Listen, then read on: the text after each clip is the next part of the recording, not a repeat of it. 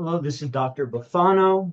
In this lecture, we're going to talk a lot about racial identity politics, and we're going to compare across different countries to understand why it is that some states, like the United States and South Africa, have histories of racial tension, where identity politics of this nature is very salient, and why it is that some other countries don't have this type of politics. So let's get to it. I'm going to share my screen with you. Now, for my students watching this video, just keep in mind as well that sometime throughout this lecture, I'm going to ask you some questions, give you some instructions. Make sure you do that, and make sure you watch this video all the way through so that you can complete the assignment as asked of you. All right, so for this lecture, we're going to learn about race and comparative politics. Now, in order to do that, we have to continue our discussion on identity politics. So we're going to specifically look at what is race and what is racial identity. We have to first define these concepts, right? If we want to be able to measure them and compare case studies. And then we're going to look to try to understand why it is that racial identity becomes politically salient. In other words, why do people come to believe in these racial identities? Why do they think of themselves as black or white or mestizo? And why is it they then use those identities as a basis to engage in politics, right? Whether it's a politician choosing a certain type of rhetoric to whip up a voter base or a social movement, right, that's promoting a certain set of reforms or grievances. Why is it that race becomes politically salient? And in the process, we're going to compare various countries. We're going to look at the United States, South Africa. We're actually going to do a lot of comparing the US with Brazil in this particular class because there's some very big differences in terms of how racial identity politics has manifested itself in both these very large countries. Both America and Brazil had many, many slaves, millions of slaves get transported across the Atlantic. But in the United States, we developed a binary conception of race based on black and white, whereas Brazil is going to develop a more nuanced perspective, one with a lot more mixed categories. So we're going to understand why that is the case and how their politics differ on this issue. All right, so first things first, what exactly is race? Now, it might not surprise you to learn that there is at least a there's at least partly a biological component of this definition. So race, it's when a group of people define themselves or define others primarily on the basis of one or more perceived physical characteristics. So what can this include? Well, it can involve skin color, for example. So this is one of the most obvious identifiers, right? It's a way that people can identify other races. So skin color, hair color and texture, facial features, and so on and so forth. So it does have partly a biological component. However, and this is the big however, okay, racial identities, much like ethnicity and nationalism, and we talked about this in prior lectures, they are socially constructed. In other words, they emerge out of cultures and history. They're not something that's just naturally there. And think about it from this perspective. Biologically, there's actually no such thing as black and white.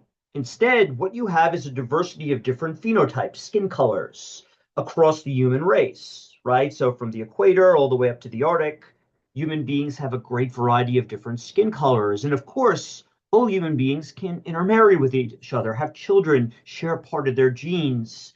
So thus, really, biologically speaking, we can't just group people biologically in a way that makes sense into black and white. Instead, what black and white are is that they're racial identities. They are products of society and culture. It's how we as human beings group individuals based on perceived outward characteristics.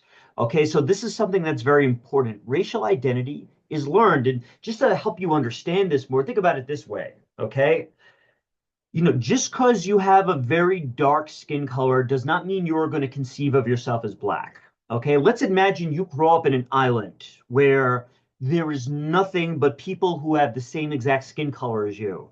Well, if you never interact with any people outside that island, you're not going to conceive of yourself as black because there's nothing to compare it off of.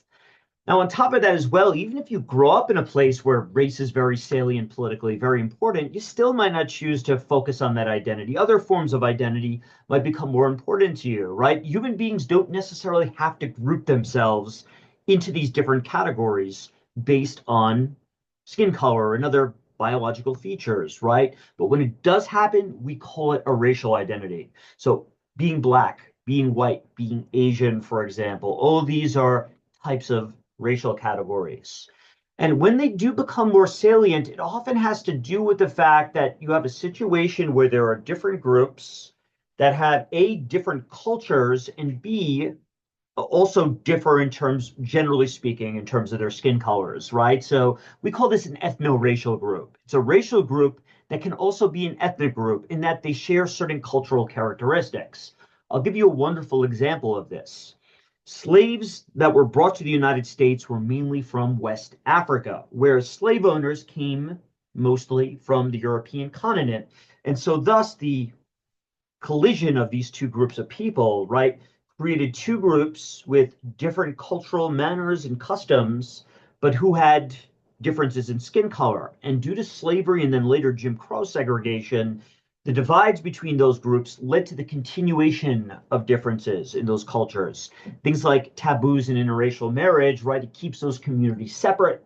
And from there, you develop different cultural traditions, different manners of dress, okay? And of course, just like with other forms of ethnicity, people can intermarry if it's allowed, right? And if they do, or if they, go to the same school as other people, they might adopt the cultures of those other groups. And it might become harder to distinguish between those groups culturally. And if there's a lot of intermarriage and you start to see a lot of intermixing, well, then it might become difficult then to distinguish between people in terms of skin color, right? Because their children are going to have more mixed skin color. So that's something that's important to know about racial identity. Well, certainly it has a basis in biology. It's not something that's biologically determined. It has a cultural and social element there that is very critical. So, where do racial identities emerge? Well, they are socially constructed, and they emerge mainly due to imbalances in power between people, different groups of people that interact politically, economically, and socially, where one group has a higher status than the other. This works to A, keep those groups separate, and B, it allows for different groups then to perceive there are peoples with different outward appearances than myself that have a different identity and culture. This is what leads to the creation of identities like black and white. And so, for example, white settler colonialism. Europeans from the 15th century all the way to the early 20th century went around colonizing different parts of the world. And much of this early colonization took place in the Americas, as well as South Africa, Australia. The British, the French, the Spanish, the Portuguese, and the Dutch were mainly responsible for it. And these peoples tended to have relatively light skin color overall. And they sent millions of people over to the New World, Australia, and elsewhere, and they lived as settlers. And they also interacted with indigenous peoples, driving many of them off the land. And they also brought over slaves from West Africa, right? So, in the process of displacing the indigenous peoples, the Native Americans, for example, or the natives of Australia, these white settlers came up with ways to justify this violence, the appropriation of land, and so on and so forth. And the way they justified it partly was on the basis of cultural differences, such as religion, but also what emerged were racist ideologies that were used to justify this difference. This idea that those with whiter skin color are more superior than those with darker ones. And by the way, white Europeans were not the only peoples of the world to engage in imperial conquest, discrimination against other groups. This has a very long history. I think, though, what makes this particular period unique was how global it was in nature. The fact that you had people from the far north, right, enslaving people from, near the equator, right, as well as settling in different parts of the world. It led to peoples with very different skin colors really interacting. And so racial politics is going to grow more important in world history during this era. And of course, this white settler colonialism, at least in the early era, was very much tied to the transatlantic slave trade. Many of the indigenous peoples died due to diseases, were driven off their lands, and thus there was a need amongst the white Europeans for more labor to do things like mining and engaging in cash crop plantations. And so what we start to see happen is that these white settlers begin to go to West Africa either to raid for slaves or to trade them. Now, of course, slavery had existed on the African continent for centuries prior to this. But what was different about the transatlantic slave trade was its extensive nature combined with the fact that you had these very, very light-skinned people from Europe engaging in the enslavement. Once again, this increases the racial nature of it. So millions of West Africans were taken to the Americas by European slave traders. Okay, this is known as the Middle Passage. So they were brought over to the New World, used in plantation labor, in mines, and of course, the labor conditions were absolutely awful. And so what emerges from this is what's called a racist ideology. You get the intermixing of these different groups, and thus you get this justification for why one group of people should be oppressed by another, hence racism.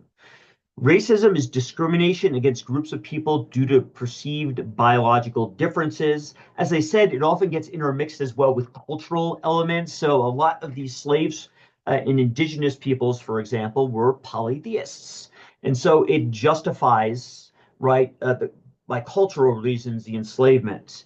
But of course, they also came up, especially by the late 19th century, with ideologies like social Darwinism, arguing that people with darker skin colors were genetically inferior. So racial classification systems are going to emerge from this. This idea that there are white people, black people, and Asian people, and that some of these groups are naturally inferior. Now, I do have to point out very strongly there is no biological evidence to indicate that the groups of people we label as black on any census from any government are genetically inferior to whites. In other words, that they are biologically less capable of rational thoughts. This is just simply does not exist. Now, as you're going to find out, there are socioeconomic differences that are created by this history that do lead to things like lower educational attainment rates, for example. But this is not tied to biology. It's tied to an accident of history. The accident that places farther north had more indigenous crops for agriculture and the development of civilization, while places such as sub-Saharan Africa and the equator zone just didn't develop the same high levels of agricultural development and from their civilization because of the lack of, for example, indigenous animals that could be domesticated and the lack of domesticated crops. So it's just an accident of history that these peoples in Europe, North Africa, the Middle East, China, came to be the first ones to develop agricultural civilization and urbanization. It came much later to the game in sub-Saharan Africa and the Americas. They didn't develop the population densities. They fell behind technologically. But this has nothing to do with one's natural capabilities. It is an accident of history. And by the way, this is what settler colonialism looked like throughout the world. You have the French, the Spanish, the Portuguese, the English. From the 1500s to the early 1800s, they created all these colonies throughout the globe. And in the late 1800s, they would expand, of course, these colonies further elsewhere throughout the globe. And this is what the transatlantic slave looked like, right? So you had these slaves being transported from West Africa to the Americas. Over 5 million slaves, for example, came to Brazil. It was not only the United States that was engaged in it, right? We have all these Latin American countries, the Brazilians, the Spanish also engaged in it extensively. All right, so how does race become politicized? Like, why does it become a part of our political discourse? Well, of course, part of it during the colonial era has to do with the fact, right, that those colonists were justifying this oppression. But even after independence, and even after slavery gets abolished, race is going to become politicized in many areas of the world. Some post-colonial countries politicized race. And what they essentially did is they segregated people into white and black individuals. Now, there's a variety of reasons for this. Take, for example, the United States. During colonialization in the 13 colonies, what would become the USA, the the colonists brought usually their entire families over them, their wife, their children, particularly Protestants, especially, and they would settle in the New World and create their own communities. They wouldn't intermix with the indigenous peoples. And because they were bringing over their wives, they could continue to marry people of European descent and have children. And their children could continue to marry others of European descent. So this is not what happened in the Spanish colonies to the south in Mexico or the Portuguese colony of Brazil.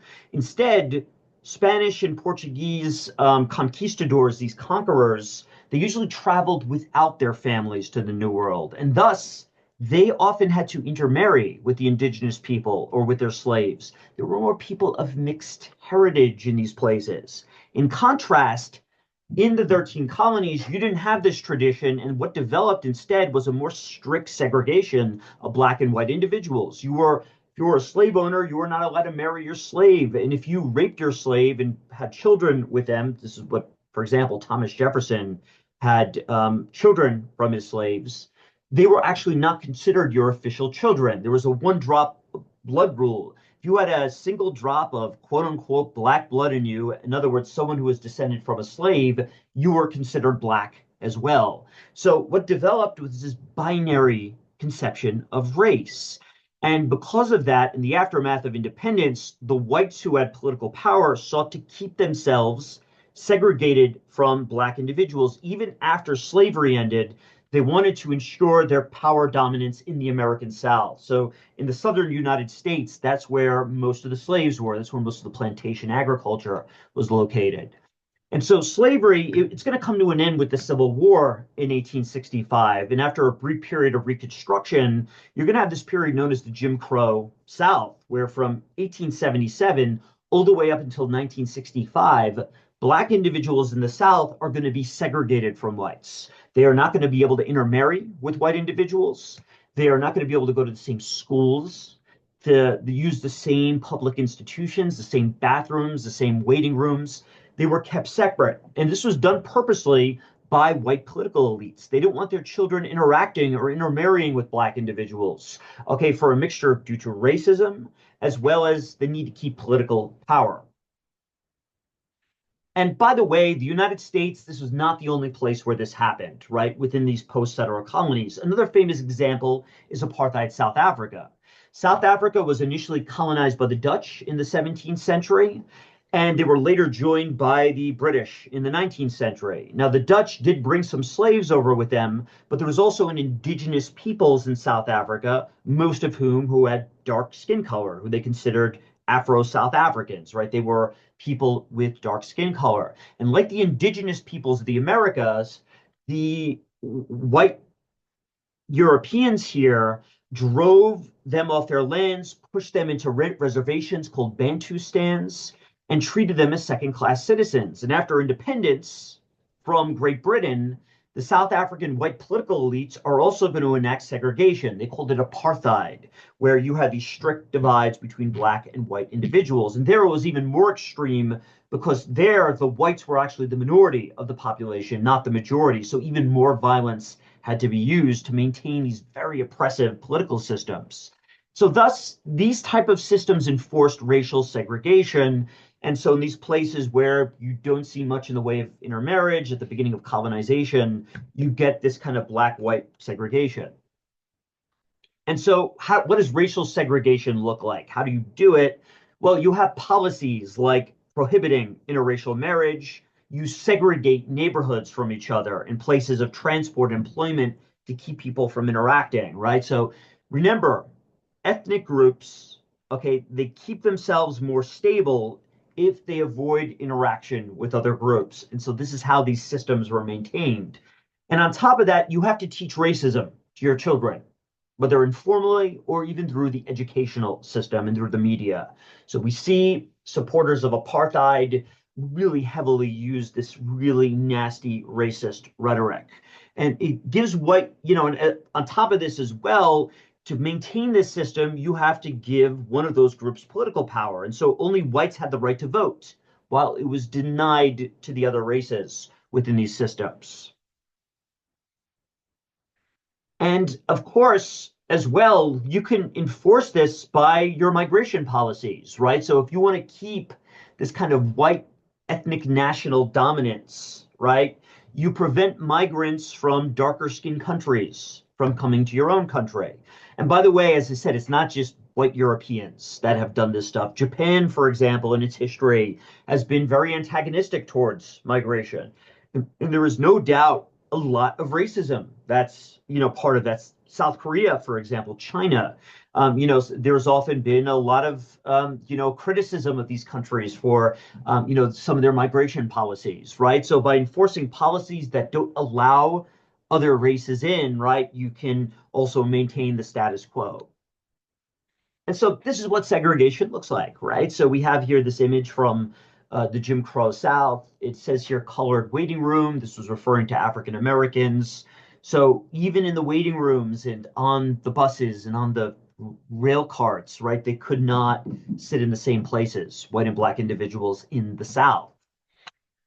And in South Africa, it wasn't just in one region, it was nationwide where you had, by the way, this apartheid system. And this is what the Bantu stands looked like. When the whites invaded South Africa, they created one of the colonies of South Africa today is Cape Town. And they eventually marched farther north. They took more and more territory, pushing black individuals off their land. And in the process as well, they also had Indians from South Asia. They also migrated to South Africa for work. So you had this very intricate and very racist system where different groups had different privileges within them. And these Black African indigenous groups were kept in these Bantu stands, okay, with a much poorer quality of living, more poorer quality of life. So, the problem with these systems is not just that they uh, gave political power to only one group and not the other, they also led to severe economic inequality. And so we see this sign from apartheid South Africa for use of white purposes. When you only allow whites to use the best institutions, right, it's going to perpetuate economic divides as well. Now, not all post-colonial states did this. Some post-colonial states like Brazil tried to depoliticize race, meaning they tried to ignore race and promote national unity. Other post-colonial states promoted assimilation. Now, I have to keep in mind here, this assimilation was a one-way ride. It was expected that Black and indigenous peoples would assimilate up, right, towards the white culture. But it was assimilation nonetheless. Countries in Latin America, such as Mexico and Brazil, promoted the idea of narratives of nationalist unity after independence. And it was based on racial intermixing. So in Mexico, for example, they called this mestizaje.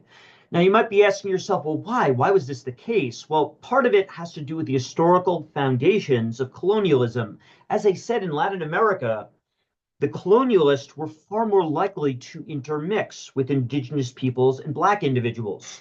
Furthermore, in places like Mexico and Peru, the numbers of indigenous peoples were actually much larger than in North America. There was Aztec Empire, the Incan empires were located there. Their numbers were larger. It would have been harder to promote systems of segregation. On top of that as well, Brazil had this massive Black population of over 5 million people. So these different factors, a mixture of this tradition of interracial mixing with intermarriage and having larger indigenous and Black populations in some areas, led to more intermixing. Now, this would be less true in farther south in Argentina and Chile, where there would be far less indigenous and Black populations. So you wouldn't see these racial intermixing sort of narratives. But in places like Mexico, Brazil, Peru, we do see this. Okay. And so basically, they construct these nationalist narratives on the basis that their nations are the intermixing of three historical groups: white individuals from Europe, Black individuals from sub-Saharan Africa, what we know as Afro-Latins, Afro-Brazilians, Afro-Mexicano, and so on and so forth, and indigenous peoples, okay, throughout the region. So those Native Americans, right?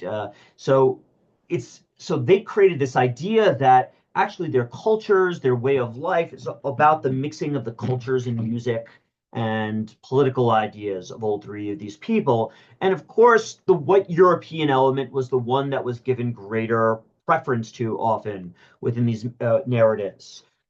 Part of it as well is that, part of the reason for this is that these countries also suffered from a lot more political and socioeconomic instability than the United States and Canada after independence. There were a lot more military coups, there were a lot more civil wars. Mexico, for example, had a 50-year period after they gained independence in 1820, where there was a lot of political violence between groups. There was a dozen or so military coups, for example, much more unstable. And when you're dealing with that situation, you're more likely then to try to embrace national unity as a consequence. So here we get these myths of racial utopia promoted. This idea that these states, are colorblind, that they don't care about black or white, and that everybody's a mixed race, right? Everybody's a mestizo. The word for mixed race in Mexico is mestizo. In Brazil, it's prado, for example. So interracial marriage was actually heavily promoted in these countries, right? Is something that was encouraged. You should intermix. And the purpose, by the way, as I said, these three groups weren't seen as equal to each other. The whites were seen as being superior culturally, historically, scientifically. And so, therefore, the black and indigenous peoples should seek out to become whiter, right? They should seek to behave like Europeans, become more quote unquote whiter. They should intermarry. In fact, a tradition developed of using skin bleaching cream, okay, in order to make themselves appear whiter. So by marrying up, you can move up the social hierarchy and become whiter. And so thus we get this kind of tradition of intermixing. So in Brazil, it's known as pardo. In Mexico, it's known as mestizo. Now, I'm going to talk about how this has been challenged in the last couple of decades, but at least in the decades after independence, this is the narrative that dominated in these countries, very different from segregation and Jim Crow in the United States. Now, there is a problem with these narratives. Okay, well, certainly ignoring race is better than the alternative, apartheid, segregation. There are still massive problems here. By doing this, the state is essentially ignoring the history of slavery and the problems it caused, the history of land displacement of indigenous peoples, the history of economic inequality. And the fact is that in darker skinned communities in Brazil today, in Mexico today, and elsewhere, you will find higher rates of poverty. In indigenous communities today, you will find higher rates of poverty. And the fact is that not all of these peoples intermarried or intermixed. There are still plenty of pockets where you find indigenous communities. Go to southern Mexico, to Chiapas. You will find indigenous peoples who still speak non-Spanish languages. So this idea that all these people intermixed, A, it's based on a myth. And B, the fact is that you still have these darker skinned people. And what's kind of ironic here is because the oppression wasn't as bad, they allowed intermarriage. Many of the people who are darker skinned are going to find a way around their problems by trying to intermarry as opposed to forming social movements to push back against this racial discrimination. It is a great irony, but these countries they're going to have to wait longer until they form social movements for things like indigenous and black rights. So by having less oppression, it's actually going to make it harder to deal with some of these challenges here. And so we have here Brazil's racial category. For a long time period, you had the state claiming that everybody was pardo, but informally within the culture, you still had some people that thought of themselves as black or indigenous or thought of themselves as white, right? So and also there was a lot of these mixed categories, right? So if you were a mix of black and white, you were known as a mulatto, for example, in Brazil. If you were a mix of black and indigenous, you were called a cafuzo, and so on and so forth. So it's a very interesting situation. Now, for my students there, remember I told you a question was coming for you. Go and watch this YouTube video on Brazil. I want you to watch this video. What is the debate between supporters of multiculturalism and assimilation in Brazil over the issue of race? And which of these perspectives do you think is correct? It's talking about how more recently in Brazil's history, there is going to be a multicultural movement that emerges to challenge this quote unquote, this intermixing narrative, this mestizaje narrative, this idea that Brazil is a racial utopia. The fact is that whether you had segregation or assimilation, racism continued in these countries. Okay, in fact, throughout many parts of the world, on surveys, US people, does racism exist? Intolerance exist? The vast majority of people in these post-colonial settler states and more recently, European countries have also been receiving migrants from the African continent and the Middle East. There has been issues with racial discrimination, whether it's been committed by the government or people within society. Okay. So, in response to these problems, we have seen the emergence over the last century of what we call social movements, civil rights movements, promoting the civil rights of racial minorities. So, in the settler colonies, beginning in the early 1900s, we begin to see more and more Black individuals mobilize. Now, why did it begin during this era? Well, number one, part of it has to do with the fact that you had these anti-slavery movements of the 1800s. They brought about an end to slavery. This then made it more easy for Black individuals to escape conditions of poverty in the countryside and move to cities. So in the United States, for example, we find a lot of Black individuals in the Jim Crow South during the post-slavery age. They start to move out of the rural South to cities in the North. And in the process, living in a city, there's more economic opportunities, there's more tolerance, and there's greater access to educational institutions, right? So we start to see a Black middle class develop in the United States, South Africa, Brazil, and elsewhere. And it's in the cases where you have more segregation and racial discrimination where you're going to see more motives for forming social movements, right? Because this becomes the sole means to try to improve your condition. If you don't protest, if you don't fight the political systems that are ruling over you, how can you make change happen? If you don't fight back against a racist discourse, how can you make change happen? And so we begin to see in these different countries where racism was the worst, where segregation was the worst, Black rights movements start to form. One of the most important examples of this is the formation of the NAACP, the National Association for the Advancement of Colored Peoples. Okay, it was formed in 1909, and W.E.B. Du Bois sought to push back against Jim Crow segregation in the South. Now, he was a very well-educated intellectual, and like a lot of civil rights activists, they were going to be found on the far left, right? So lots of social democrats. Du Bois considered himself a socialist. They were going to support not only political equality, but the redistribution of wealth to their communities. In fact, that is why today so many Black individuals in America now vote for the Democratic Party. Since the 1960s, the Democrats have been the party of civil rights. So they have tended to vote left historically. And it's not only in America where we start to see this civil rights activity form. So with the NAACP, it's an American-based institution that does things like bring about lawsuits to the courts and promotes racial equality. In South Africa, in 1912, we see the formation of the African National Congress. Similar deal, we start to see activists promoting Black rights. Now, the ANC, things are going to get even more violent than what happened in the United States, partly because the Black population there is larger, they are concentrated in territory, and the whites there were much more resistant to giving up and making concessions because if they did, they realized they would fall out of power completely. Whereas whites in the United States, compromise didn't necessarily mean the end of white dominance, right? So they're going to put up much more violent resistance, the apartheid state in South Africa, and this is going to lead to a bloody, violent struggle throughout Southern Africa, not only in South Africa, but in places like Namibia, Angola, and Mozambique.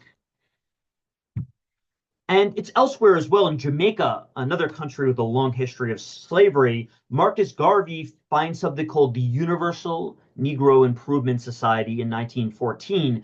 And his organization operated across borders. He held academic conferences. He promoted Black pride movements in different parts of the world. He also as well promoted this idea of the Back to Africa movement. He was much more pessimistic than Du Bois about the idea that Blacks and whites could coexist.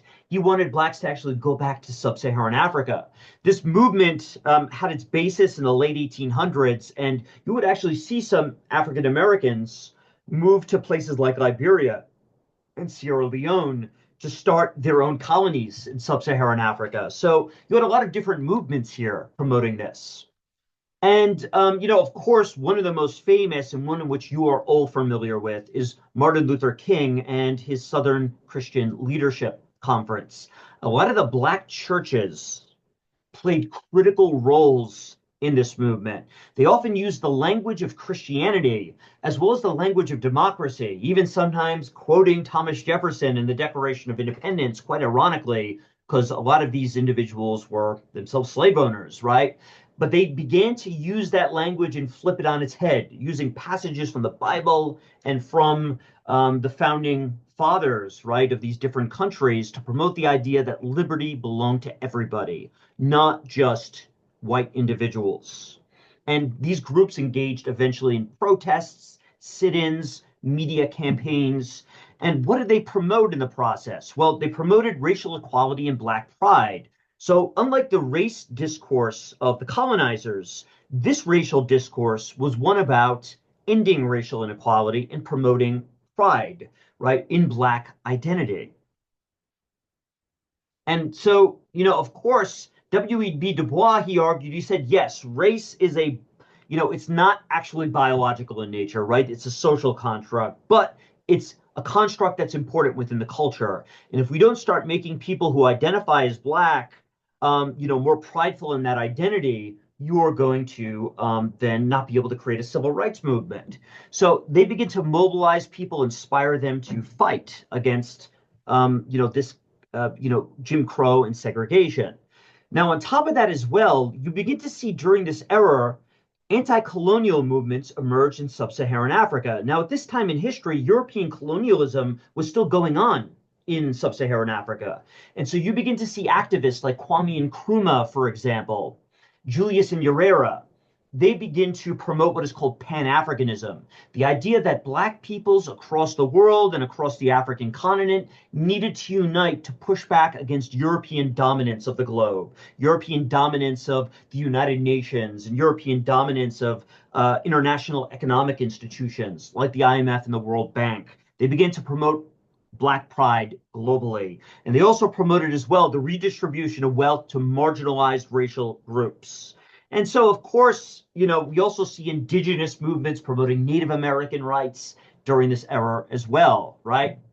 And it didn't come without a struggle. It was political in nature. This was a struggle over political power. They were met with repression. They were met by police forces. They were met by white racists that initially didn't want to make reforms. It was a struggle that lasted decades.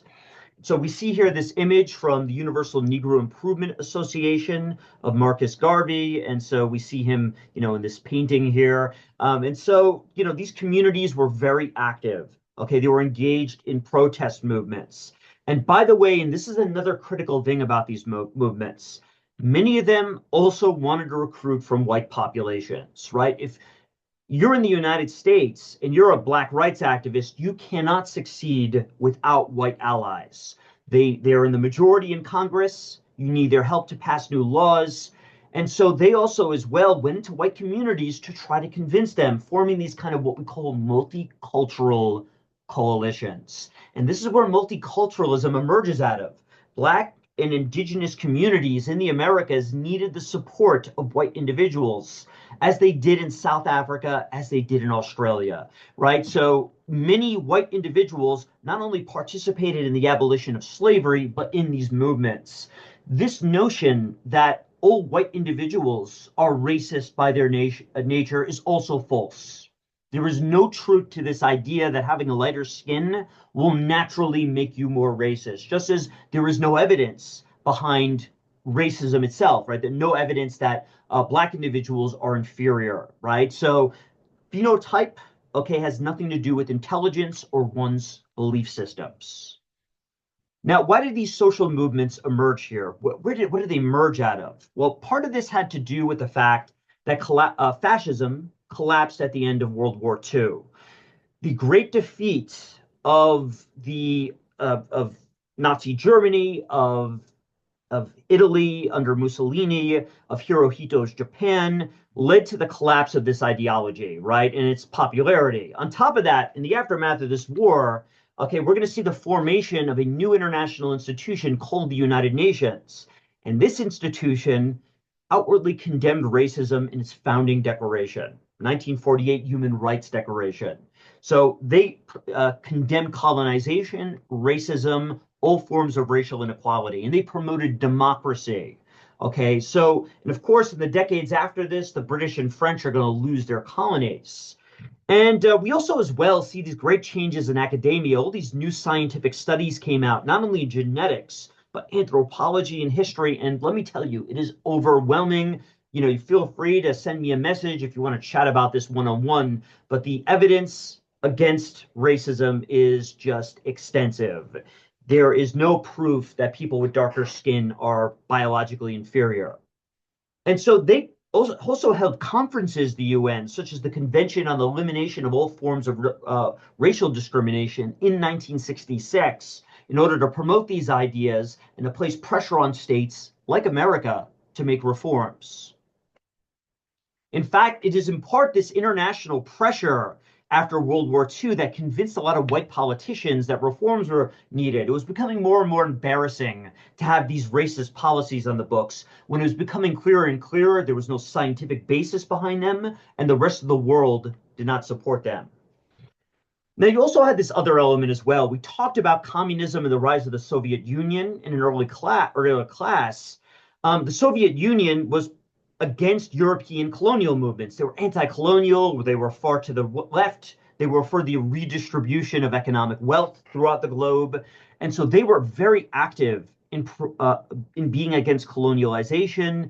They were also, of course, very much in favor of, this kind of idea of socialism, right? Redistributing wealth through welfare.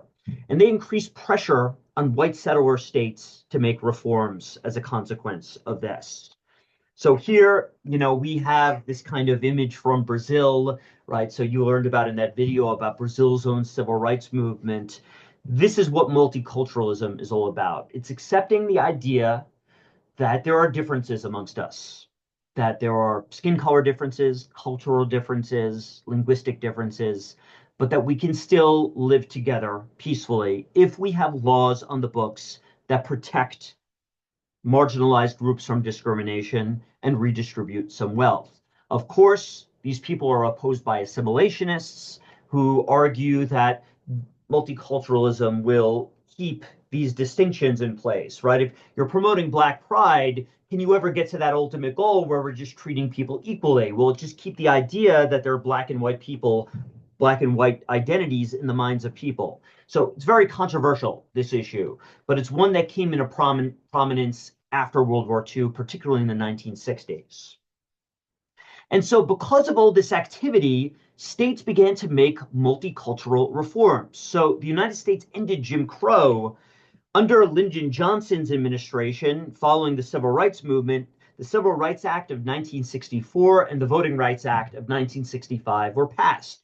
Jim Crow was dismantled. The Black populations of the South gained the right to vote, as well as, they gained the right to sit in the same movie theaters and the same diners and the same railway carts as their white fellows, to go to the same schools. Apartheid as well also ended in South Africa, although the struggle was longer here for the reasons I talked about. So there are differences across these case studies. It would take all the way until 1994 to end racial segregation, really the last country to end its formal racial segregation system that was a product of colonialism and its aftermath. And Nelson Mandela, the leader of the African National Congress, he was let out of prison. He becomes the first Black president of South Africa after this. And the ANC continues to dominate the South African government. So Black individuals, they were given the right to vote. And of course, they vote the whites out of power. In contrast, in the United States, it would take a lot longer after segregation ended to get our first Black president. It wouldn't be till Barack Obama in the 2000s, right? 2008, we get our first Black president. But this is showing progress, right? We're getting these political rights that emerge for these different communities. Now, the civil rights movement came to Latin America much later than our other case studies here. Part of this had to do with the fact of those mixed racial narratives, but part of it also had to do with the fact that democracy came much later to Latin America. It took much longer for it to become ingrained in the political culture. But starting in the 1980s and 1990s, during the third wave of democratization, we are going to see democracy spread throughout the Latin world, throughout the Catholic world, right? So in Latin America, countries like Brazil, Mexico, Argentina, even on the European continent, Spain and Portugal in the mid 1970s are going to democratize. So because of the third wave of democracy, this gave more of an ability for people with darker skin colors in Brazil and elsewhere in Colombia to be able to push back against societal racism and inequality and against this idea that they were living in racial utopias. And so what we start to see is both a Black and indigenous rights movement emerge. So Native Americans, the ancestors of slaves, begin to push for land redistribution, economic redistribution, and government recognition of the existence of these groups, right? So recognition that we exist. Now, of course, the problem with African Americans in the United States wasn't recognition of existence, it was racism. But here they wanted the government to say, you exist, we are going to count you in the census. And so Brazil, if you go to their constitution, Constitution of 1988, or Colombia's Constitution in 1991, each of these constitutions recognizes the rights of indigenous peoples and Black minorities. The democratization movements there involve protests by, in part, these minority groups calling for greater rights in the system. And we even see a change at the international level where we see an intensification of these efforts. So the UN, for example, in its 2001 World Conference Against Race in Durban, not only promoted indigenous Black rights, but also issues like socioeconomic redistribution, the rights of migrants experiencing discrimination in other countries, and even intersectional issues like the issues involving Black women and Black female migrants and so on and so forth, and the unique challenges that they might face as subgroups. And so as a consequence of this pressure, we begin to see countries like Brazil as well make reforms. So today, Brazil has affirmative action policies. They have certain seats in universities reserved for Black individuals. And what this has interestingly done, it's led to more and more darker skinned people in Brazil identifying as Black. We actually see changes over time in the amount of people identifying as Black, not because the skin colors are drastically changing, but because people's minds are changing. I think that's absolutely fascinating for me. It's really opened my mind understanding race by reading more books about countries like Brazil and South Africa. I highly recommend Anthony Marx's work on this topic. He came out with this really great book on comparing the United States, South Africa with Brazil. Highly recommend checking it out. By the way, in Brazil today, they have, an active Black rights movement now, despite that history of assimilation after independence. And as you can see here, these movements and the reforms still haven't solved all the problems, right? There's still tons of challenges. So in the United States, for example, those political reforms did not solve the socioeconomic issues.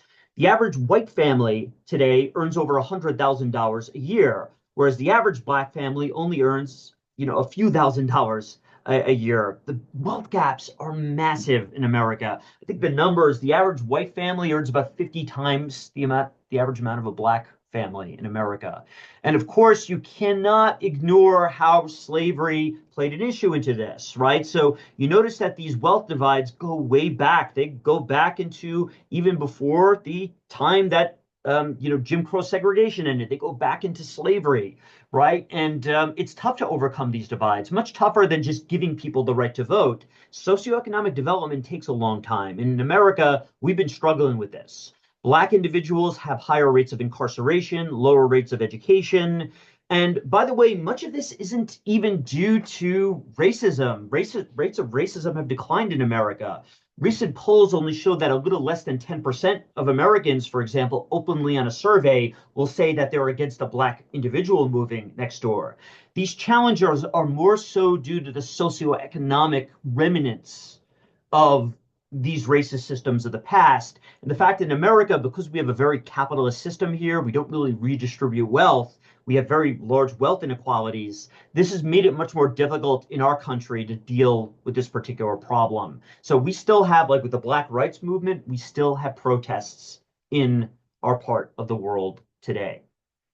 Okay, so that does it for my lecture. Now, for my students, I want you to answer those questions. And along with that, I also want you to do one other thing for me. I want you to tell me just, was there anything surprising that you learned from this lecture about race?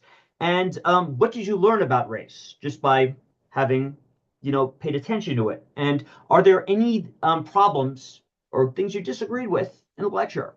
Feel free to post that down below. And of course, for my viewers on this YouTube channel, you are welcome as well to ask your own questions. So I will talk to you all next time.